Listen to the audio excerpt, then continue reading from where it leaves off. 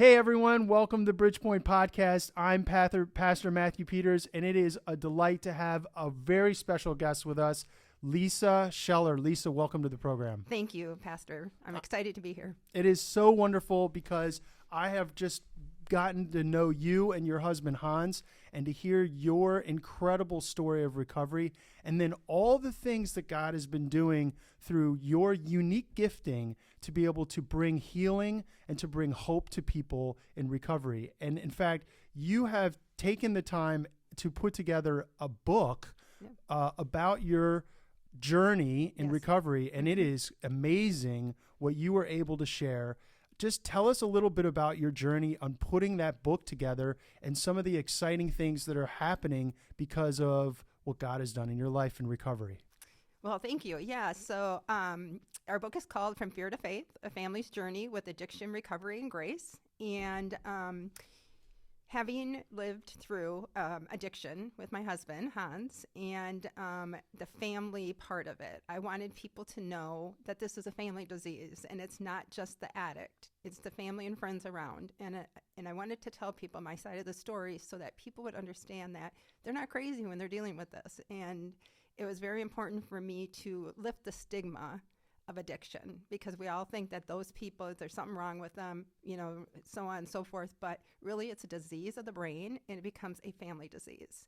And so about 3 years ago, after Hans had, I think, I'm going to say he's about 10 years now recovery, which is great. That's fantastic, isn't it? Yeah, what a great feeling. And I said to myself, if I could just help one family that's going through this, and let them know that, you feel alone, you feel by yourself, you don't know where to turn. Like, what are we going to, every day is a different day. You're trying to be on autopilot all the time. Yeah. So I wanted to do that. But then when I reached out to our publisher up in Chicago, he said, well, what if Hans wrote his side of the story and you wrote your side of the story, so people could hear from both sides?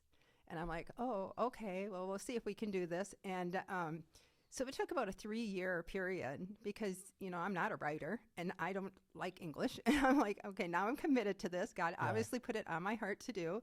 And, just sitting down and putting it to paper was really healing for me, because I saw how far I came, how far our family came. Wow. And then... and that's very clear in the book. It's very clear. Yeah. That's super cool. Yeah. And, when I look back on it and I see all the work that God did in our life to get us to this point, because he had a whole other plan for us. Like, there was a time where I said, oh, we're just going to have this like house and 2 cars, this little happy family, and never was faced with something like this before. Like, I never dealt with this. And so it was all new to me, but God put people in our lives and crossed paths, stood in the gap for us. And it's just been an amazing journey. And I just feel very blessed now to be on the other side, sharing our story. And now that we've released the book in July, so many people have come to the forefront. Thank you for telling your story so now we can talk about it. Thank you for telling your story so I can start to heal from my past trauma. I'm like, wow, God he used this, gave us the words, and now our mission is to go out and walk alongside people. So do you think that, there's a number of things that you've said there that I think we can unpack some more. Do you think that, let's just talk about people feeling able to share their story. Yeah. I am, my wife said to me, one of the culture shock when she came into my family, she's like, you people will say anything, anytime, any place. Like, we will talk about anything at the dinner table. She was like, hi, you should never even talk about that, period. Yeah. Right. So don't tell your dirty laundry. Right. We're like dirty laundry on the dining room table. Yeah. So I don't consider myself a person that's really capable of just experientially understanding how hard it is for people to share their stories. But I just run into this again and again, that people feel all bottled up. They feel completely alone. They feel totally stuck. And then someone like you comes along and shares the story, and they're like, you just freed me. You just opened up my world. Mm-hmm. How does that happen with people? Like, what encouragement could you give people in terms of reading the book or things that have happened to you to be able to help people just come out of that cage that they find themselves in? Yeah, absolutely. People feel in bondage because, when I was growing up, you didn't talk about things. You kept it all behind closed doors. Everything kind of was like a secret, and you were carrying around these secrets. Like, this doesn't happen in, no one else's house because nobody talked about it. And when something like this happens and it starts to take over your life and your family, and every day is, like I said, a different situation, I carried so much with me until I met some people who were put in my life that shared their story and told me about them walking through this journey before I walked through this journey. And they could walk alongside me and encourage me, it's okay. I know how you feel. And I was like, wow, like if I wouldn't have had those people, I don't know where I'd be. But God actually put those people in our lives. And then, of course, then we went to the Indiana Dunes Great Banquet where, we were able to go as guests, and then we were able to tell our story. And the more you tell your story, the more it helps those people who have been carrying around that baggage. And like you said, it just frees you. Wow. And that's what we want to do, is making sure that people know, and who better than somebody who's already gone through it. Yeah, one of the things that was most impressive to me is that I had been trying to help people either in my congregation or in my private life that were in extreme addiction. Yeah. And I made so many mistakes.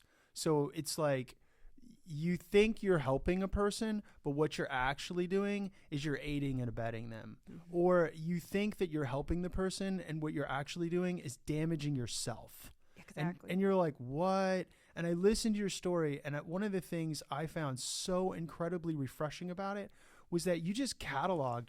You didn't hold back. You just said, this is what happened. This is what I did. This is what he reality. did. This is what the girls did. This is how it went. This is how it actually went down. Yeah. And I'm going, wow. She has learned the hard way, but she's willing to share with us all the things that she learned going through that. What a treasure and resource for people who are being affected by addiction, either personally, in themselves in terms of their own addiction, or they have a loved one that's in their life. And what an I incredible learned thing. so much about myself, because we don't really, we can get into a little bit psychologically, but I learned so much from Hans' addiction about myself, my upbringing, what my triggers were, what things from my past were like still within me that I was either trying to hide or shut down or things like that. So I told Hans, I said, no matter if we stay together. There are many people split up because of addiction. It's a tough thing. It's a tough road to go down. Yeah. But if I wouldn't have learned about myself and some things about me and did my work for myself, then I would just gone into another relationship and still had that kind of a relationship. So I said, the greatest gift you could have done. And he didn't know he was doing that. He didn't know he was unpacking some of that stuff for me as he was unpacking his stuff. And we both had to do our own work, but also to break the stigma and the generational, because we have two girls. Now, if Hans wouldn't have gotten the help, or he wouldn't have, we wouldn't have gone through this, or we would have just brushed under the rug, or, not talked about it with the girls, they wouldn't have known this is a disease and it runs in the family. Wow. So what's important for the girls to understand is this is a part of you, and we talk about it with them. And of course, they were much younger, about 8, 10, when, this started to really like escalate. And they're 23 and almost 23 and 21. But, they understand that this is a disease. This is a family disease. We talk about it with them because they need to understand that, you don't just self-medicate yourself. We have to find other ways to take care of things. But you see, I learned too, Hans being from Germany, that's how they did things. They drank, they did that, and that was his culture. He didn't know any different until he had to learn to do things differently. Right. Well, then you kind of unpack all that as well. So yeah. Well, and the other thing that struck me in terms of sharing in the book was just the process that the process that you both went through, about Hans's part of the recovery and your part of the recovery, and all the things that you learned along the way, and just your journey to basically understand how to actually live in a relationship as a family. So one of the things I think many people don't understand is they do not even know where to start when it talks about like having a family member that has an addiction, and it can totally shred families, like you said. And I've seen it just tear people apart because everyone wants to handle it differently. Yeah. Well, they think that they can control it. They want to control it. They want to try to cure it. and they, think that they caused it, because addiction is where if somebody has an addiction, they're really good at manipulating the people Wow. that it's their fault, because that's part of the disease.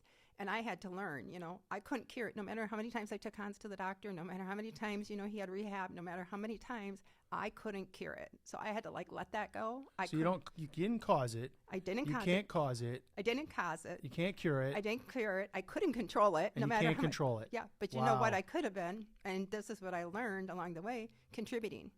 You can be a contributor. You're positively or negatively contributing to it. So if Hans comes home and he's had himself some drinks and I go ballistic, I can be contributing in a negative way, or I can be contributing in a positive way.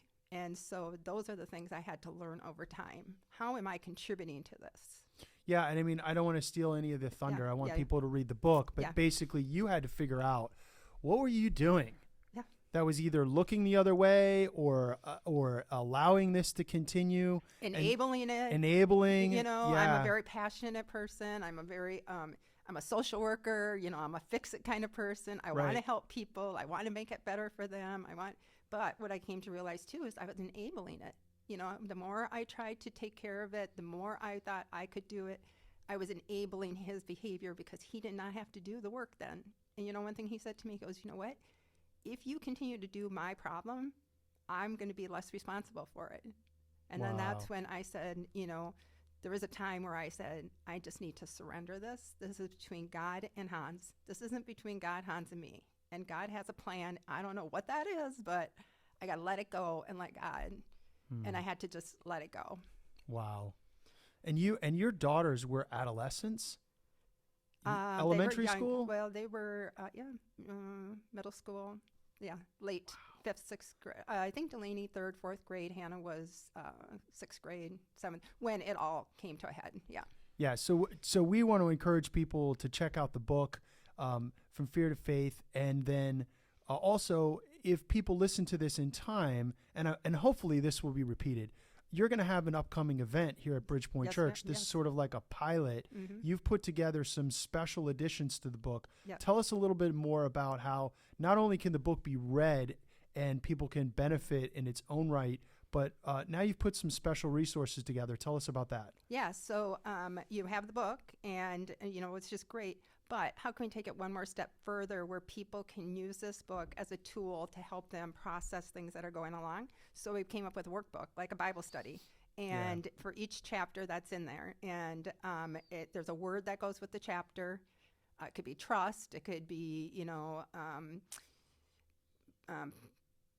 grace, faith, something like that. And then it has a Bible verse that goes with it. So there's a lot of just again, it goes back to what can we do internally to help heal ourselves, no matter who's dealing with this, a friend, a family member, the addict, whoever it is. So. Yeah, I think it's important for people to know. I mean, I don't want to bring too much of a scholastic perspective here, but one of the things that I had a professor in graduate school who he had 3 classes a week. Okay, that's what he was assigned to teach. Yeah. Okay, he was supposed to. It was a 3 or 4 hour class, and I think that meant we spent, a lot of time in class. Okay, like an hour and a half, 2 hours. Okay, per.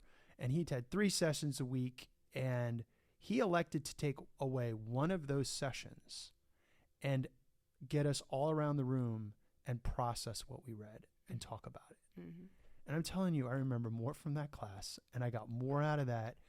I asked him, like, what are you doing, man? Yeah. And he goes, this is called pedagogy. And I'm like, what? Yeah. Pedagogy, like how you teach people. And I've found that you read a book, and even if you loved it and you thought it was like life-changing, Yeah. you cannot fully absorb it. Yeah. And people will get so much more out of this. So folks that are going to come, we encourage people to process this. I mean, all of healing is a process. Mm-hmm. We always think of things as like almost magically instantaneous. Mm-hmm. We live in this text message generation where ding, it's done. No way. It's not instant at all. Everything is a process, and people need the freedom. They need the tools in the space to be able to process. And I think it's great that you're doing this. We're just really excited about it, and we're really excited to roll it out. And people who have read the book already said, well, I wish I would have had that tool when I was going, because I keep going back to it. And I keep on Right. thinking, about you and like, what were you doing during that time? Because you know what? That's helping them heal. Like they're taking that story and then they think to themselves, like, wow, I went and did that too. Like trying to get their mindset, because you got to change your mindset because people carry that with them, so. Wow. But yeah, we're really excited about it. So It's going to be great. So Yeah. that will be at Bridgepoint Church, March 14th. Tuesday, March 14th, 6:30 to 8. Yep. And I'm inviting people. Hopefully this will be a vehicle. And listen, folks, if you listen to this if people listen to this after this, they can still get the book. They can still go through it. Yeah. And I have a suspicion that if this goes well, we might have more of these evenings for people. Yeah, absolutely. That's what it is. It's starting with one person or, a couple people, and it's going to snowball, because we have already seen it since July. At least once or twice a week I get a call in regards to.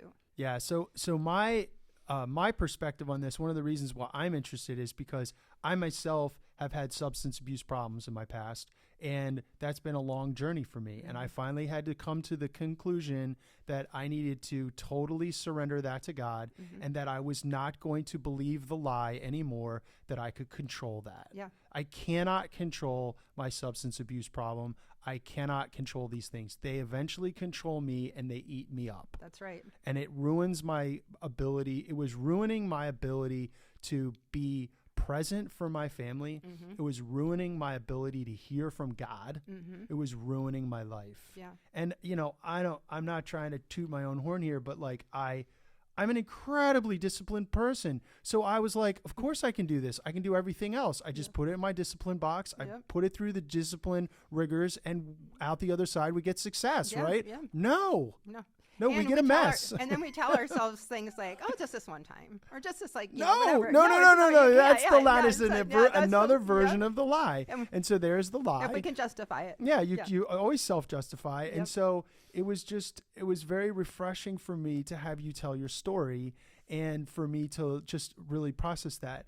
But then also, generally speaking, I heard a really famous pastor, John Piper, say something one time. He said, after you're at a place for 10 to 20 years, he goes, eventually your vision becomes their vision. Yeah. Well, I've been in ministry for almost 20 years, okay? And I've been at this location for almost 10. And it's getting to the place now, just now, Yeah. where what I dream about, and by the way, when I say what I dream about, really, that's what God's done in my life. Right, and he right, puts right. that Yeah. dream in my heart, Yeah, right? yeah. Because when you hear what I'm dreaming about, it's not because it's benefiting me. Right. What I dream about is for our community to be a hospital of healing, Yes. a city of refuge, a place of recovery. Yes. And I go around telling this to as many people as I possibly can. So what I mean by a hospital of healing is that, just like you said, people with addiction have a disease, and it needs to be healed. Yeah. They have things that have happened to them that hurt badly. And if you had cancer, if you have diabetes, if you have something, you're going to go get it taken care You of. bet you would, right? And if you didn't, right? Yeah, right. Then something, and it's just like this. And, you feed the disease. Yeah. And- The other thing, so I want a hospital of healing. Yeah. So we have basically prayed about, and we've talked about opening up our church more and more. God has given our church an 80,000 square foot facility. We figure that we use somewhere between 20 and flexibly 20 to 30,000 square feet of it. Yeah. Now, a lot of it, because it's an old YMCA, is very difficult to utilize, like the old pools and stuff like that. Yep. But even now, God is giving us dreams for those space. Yeah. So yeah, absolutely. we'll just see. But we want to say, okay, how is this facility serving our community's needs? How are we coming along and being not just a hospital of healing, but also a city of refuge? So what is a city of refuge? A city of refuge is a place where someone did something wrong. They committed what we know modern civic rules and laws are called manslaughter. Yep. You killed someone. You didn't mean to kill them. It wasn't murder. You didn't mean to kill them, but now, given the social structures, you're in trouble, because in those days, someone could kill you for killing anyone, whether you meant to or not, right? Yep. There was vigilante justice. And so people would come and they would be able to stay in a city, and they could find refuge, and they would not be considered a guilty person. They could thrive there. We want to be a city of refuge. Yes. So people that have been hurt or damaged, or people that have done damage to themselves and others, can come and find a safe place here in this community and resources in this building. And last, we want to be a hub for recovery. Yeah. And so what's been fascinating is I meet people like you and Hans, and then we meet other people, and then we find out that you know her and him, and we all know each other, and we're like, wait a minute. There's a community of And then people. I discovered that you had dreams that were almost overlapping with the things that God has been showing us in the last few years.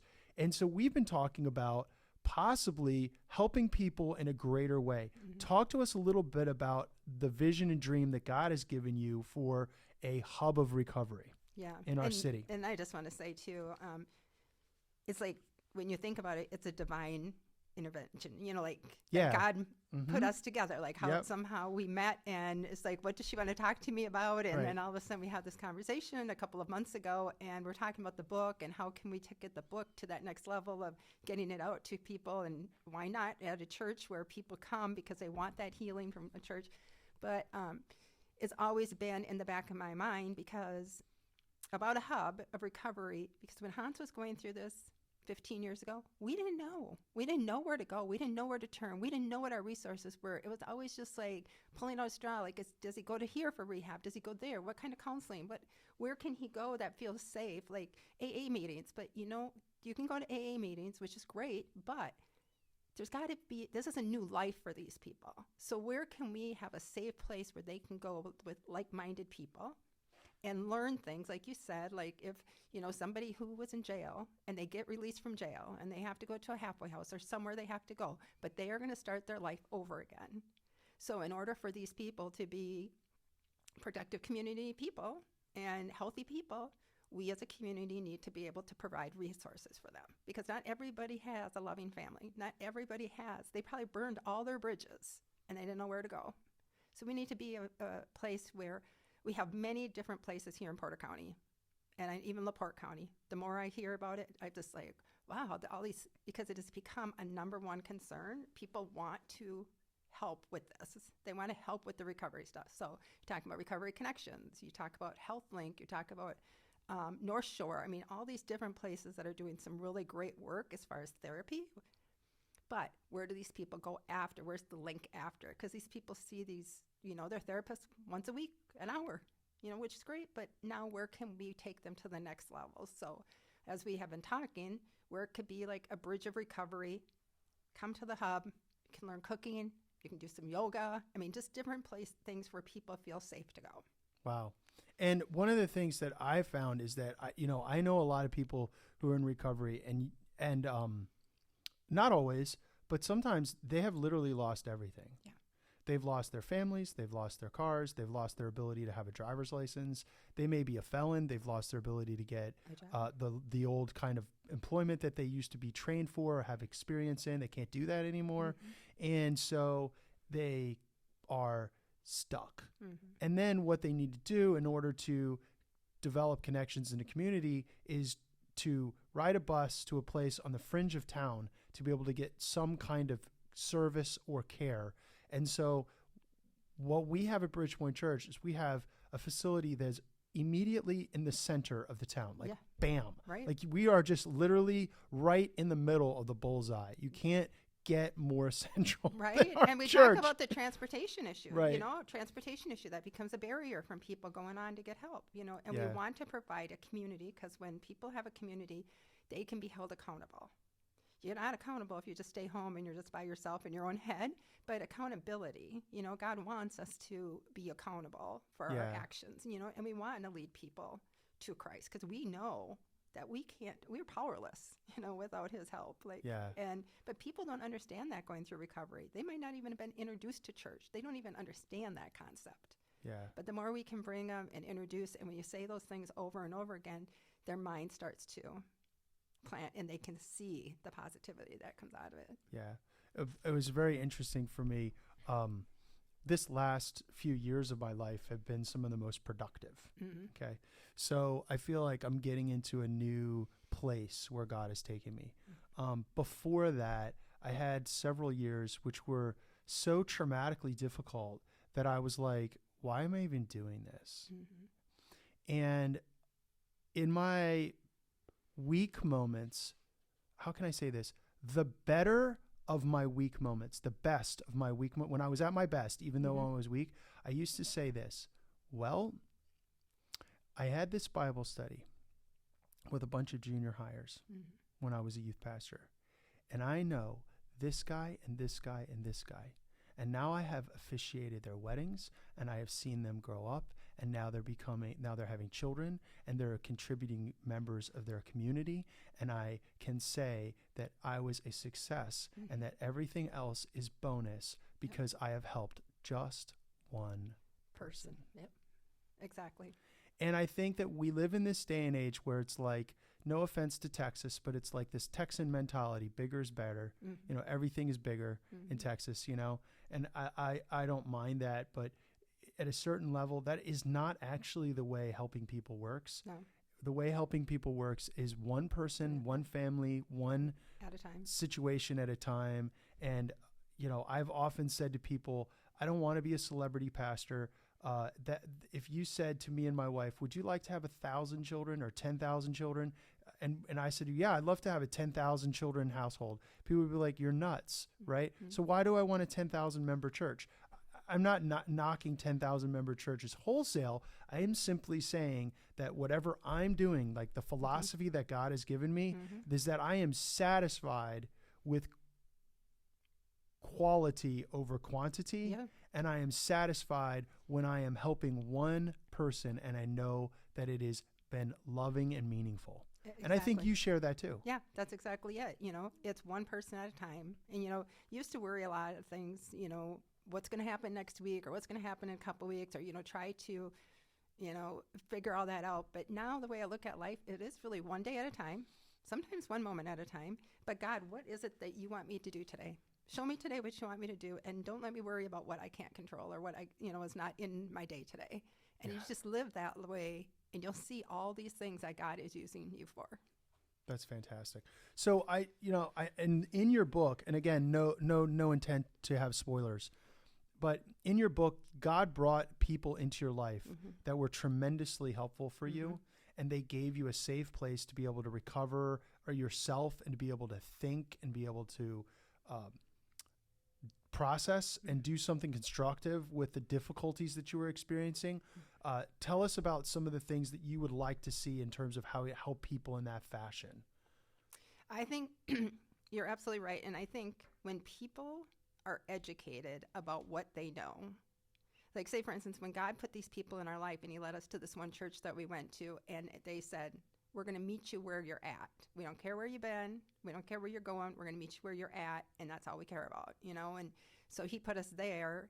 And then before we know it, there was a community of people who, you know, because our story then became a public because of some things that had happened, and people knew we were going through this. And there were people that would say, you know, well, you know, what are they doing here or what have you? But then there were people that said, we are here. What do you need? How can we help you? Because they knew our story, like never walked away from us and turned their back on us. And we needed those people. Like God took those people, they went through their journey so that they could help us. We went through our journey so we can help the next people. So what I want people to know is to reach out, because there's so many resources. You do not have to do this alone. There's a community of people, and it might not be like you go to Recovery Connections, and it might not be for you, but making that first step, that first phone call, and people will point you in the right direction. And never to give up, you know, because some of your greatest people may not be the therapist. They may not be, you know, somebody in a profession, but it might be people that you find walking alongside of you that have walked this before you. Yeah. Does that make sense? Yeah, it does. It does. And I think that one of the things that's important is in terms of taking your story and then connecting that to community and possibly a hub of recovery. I think one thing that people need to understand is that not a single person is an island. No, we're not a silo. And we're actually kind of communicated a message by modeling and a message in our culture that when I was a smoker, I used to think the Marlboro Man was super cool because he was this lone guy on a horse that took care of everything, and he had his, you know, tough guy look and his cigarettes, and I was like, wow, that guy's so tough, you know. It's a myth. Yeah. It's a total myth. Like we need a community. In fact, I've been saying this a lot, and if people have been listening to this show, they've heard me say this a dozen times. One of the best books that I've read in the last year was this book called The Soul of Shame. Have I talked to you about this book? And one of the things that he talks about in the book is how the number one need for everyone is connection. Yes. It's the number one need, right? Yeah. And the number two concern that people have is they don't want to be a failure, okay? And the number three is the thing that he's talking about in the book. I don't know if he labels it number three, but I'll try to summarize it quickly, is that when people feel ashamed, they're ashamed of what they did. They're ashamed of what their desires are. They're ashamed that they can't seem to control this thing. They're ashamed that they want something that the whole society tells them you're going to go to jail for. Yeah. Like, we could go on and on and on, right? They're ashamed that they've lost their job. What it causes people to do is to feel like a failure and want to hide. And then they never get connected to the community. Right. And what we're talking about is having a place where people are accepted exactly where they are, a safe place for them to come and connect. Yeah. And we meet them where they're at. You know, yes, not where people say they're supposed to be. That's right. That's right. And I just am doing a Bible study now with some friends, and it's called Find Your People, you know, and it talks too about, you know, who your people were, and if they were toxic and negative or things like that, and they weren't doing, it's okay to let them go and move on to other friends, because you will find other friends. You don't have to stay in that community, you know, and you need to find people who are going to make you a better person. So you do feel better about yourself. And it is about connection and accountability and getting rid of that shame and guilt, because that, again, you play those mind games with yourself, and it's a liar. You know, he's in there trying to make you feel that way. Yeah. So, you know, this is not primarily about my story, but I found what you said very helpful. And I think people need to really process this, right? So I had a time in my life where all of my social connections were completely enmeshed and totally wrapped up in the substance abuse cycle. Okay. And I was among a group of people that not only fully endorsed substance abuse, but they celebrated it. Okay. And the idea was that, of course, we would accept you if you stopped drinking. Of course, we would accept you if you stopped doing X, Y, and Z. But in practice, it would completely sever the relationship, because the whole relationships, that's woven into it. Like, it's just, that's what it's based on. It's totally woven into it. It's inextricable. Like, I don't know how to describe it other than you're just like, they could try all they want. And when I wanted to sort of manage my problems, that meant whatever to whatever degree it got managed was to the degree I was left out. And so what God had to do is he had to completely take these people out of my life. And I did not believe that new people could replace the people that I thought were my friends. I thought, and I don't know how most people think, but I'm a sort of an introspective, highly analytical person. So I buckled down sober, okay? Buckled down and looked at this thing and said, I have to burn my whole life down. And I had no way to see how there was something beyond that. I could imagine it because I'm a highly imaginative person, but I had zero confidence. And then that was the first obstacle. And the second obstacle was that it was so painful. And I already knew that I was using substances to cover my pain, right? So now I'm going to introduce more pain. And I'm like, no. And I just basically, I told my family, I was like, stop asking me to stop doing this because you're going to ruin my life.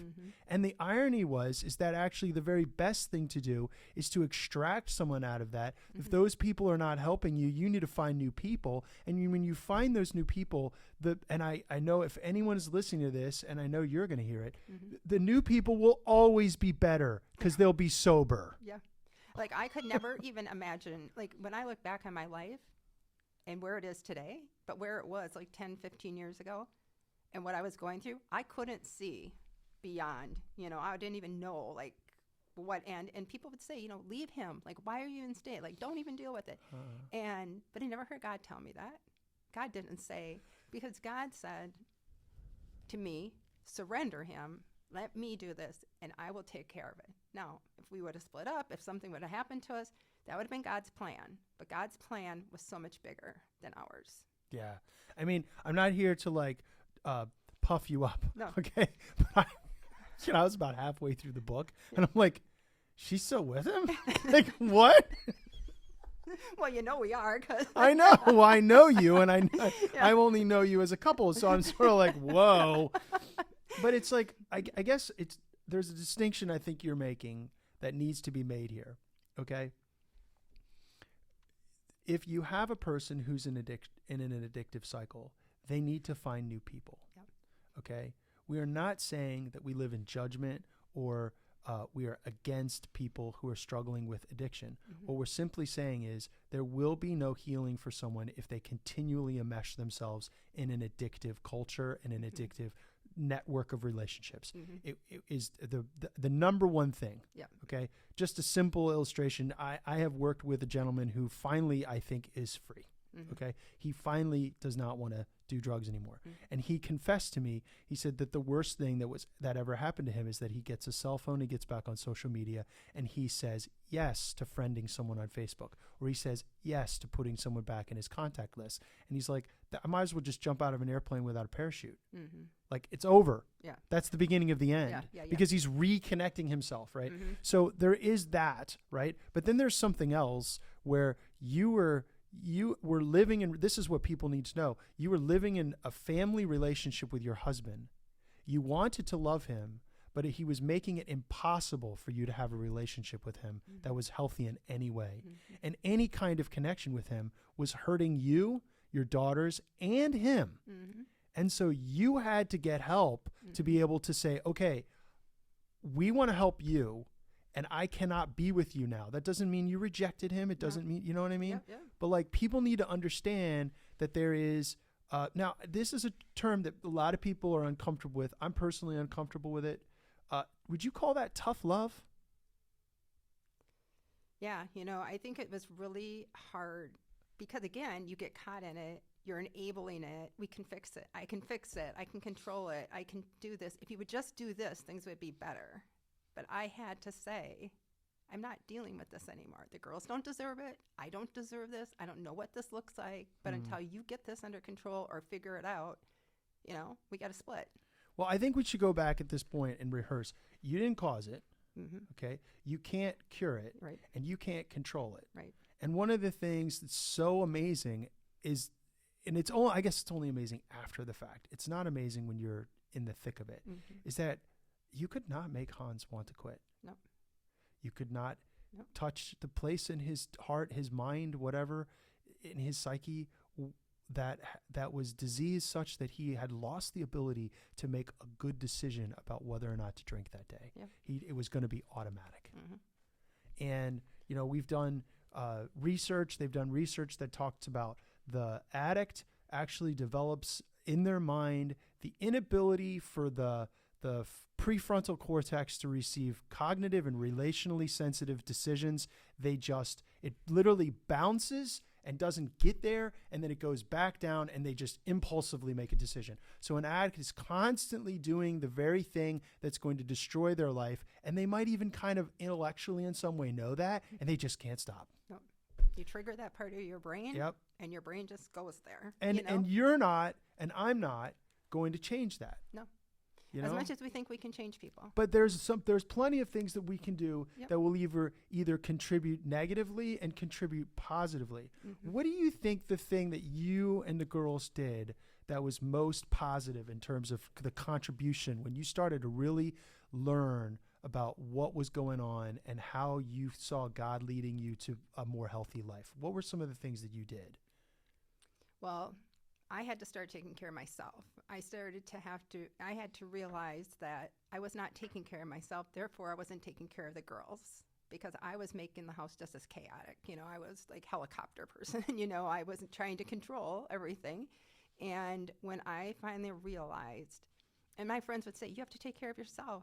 You have to take care of yourself. And you felt selfish about this, or you well, felt it? I was just like, well, how do I take care of myself when I have all these, fires out there, and I got to do I got to this, put and all I that gotta, fire yeah, out. and I got to, go to work, and I got to take care of the girls, and they're young, and they got to go this, and this, and I'm like, yeah, I got to take care of myself, because or else I'm not going to be here. So I did have to take care of myself, and I had to keep going to church and keep going to my community.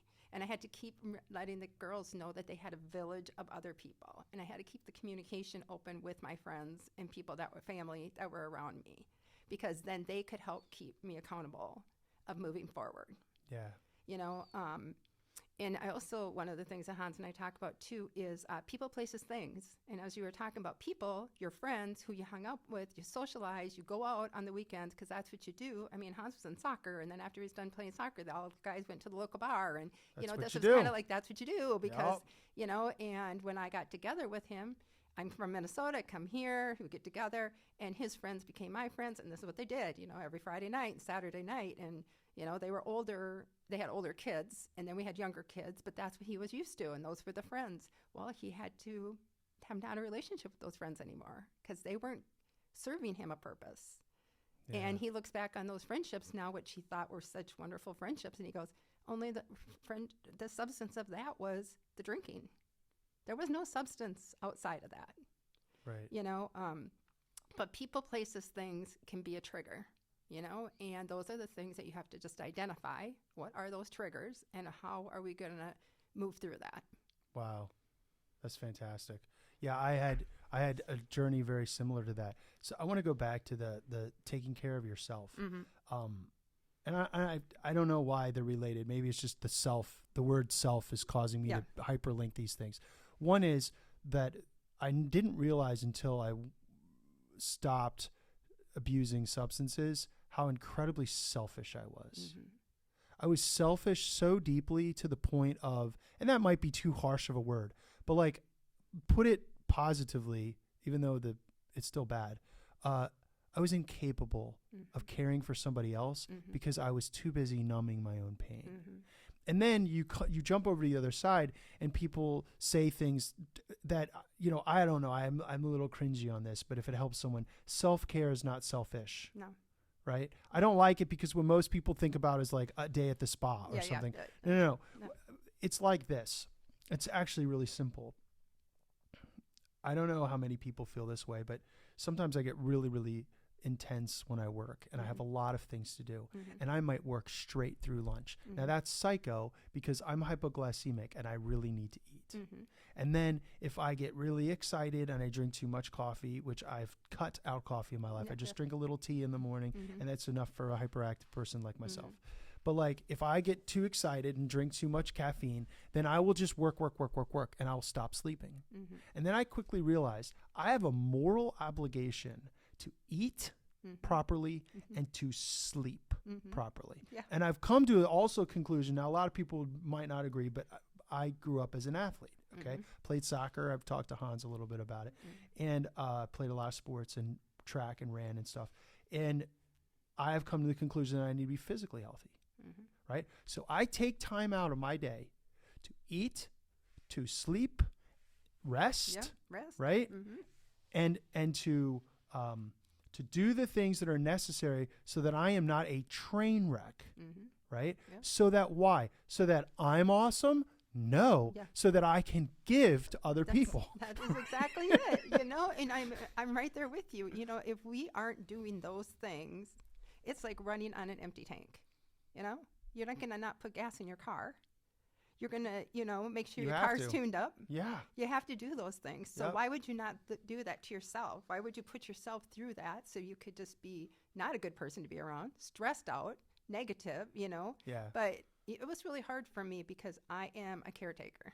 I want to take care of everything and everybody around me. So I had to learn that about myself. And again, setting boundaries, not only for myself, but the family, But taking care of people brings you life in a positive way, right? Yes, it's not negative. No. But it was being hijacked. Is that what you're trying to say? Yeah. Fascinating. See, I have a daughter, and my daughter wants to work with special needs people. She lives and breathes caring for other people. And I think it's a beautiful, wonderful thing, but I am forbidding her to be with anyone who uses substances, abuses substances. I'm like, no, you cannot do that because you will try to take care of this person and it will kill you and kill them. And she's sort of like, whoa. So I'm trying to instill that. And I hope that people who are listening to this would be encouraged that there's a big difference between aiding and abetting and caring for someone and caring for yourself so that you could care for other people appropriately. Wow. Yeah. I had an interesting experience where someone called me and they said, I really need money. And if I don't have the money, they're going to kill me. This is about a year ago. And I agonized about that. And I was like, I don't want this person's death to be on my conscience. Yeah, right. And I had enough experience to know that that was just my emotions and I needed to slow down. And so I just basically said to the person, and I'd never forget, God gave me these words. I said, I love you enough not to give you the money. And they were like, I'm sorry, I'm going to die. They're going to kill me. And I said, then what I'm going to do is I'm going to pray for God's protection. And then I placed a few key phone calls to people and said, this person is threatened by their life. What can we do about it? And this person does not know that I did that. They will never know. Unless they're listening to the podcast and figure out it's about them, which they might. Okay. But that was actually one of the most freeing moments for me to be able to say, I do care for you.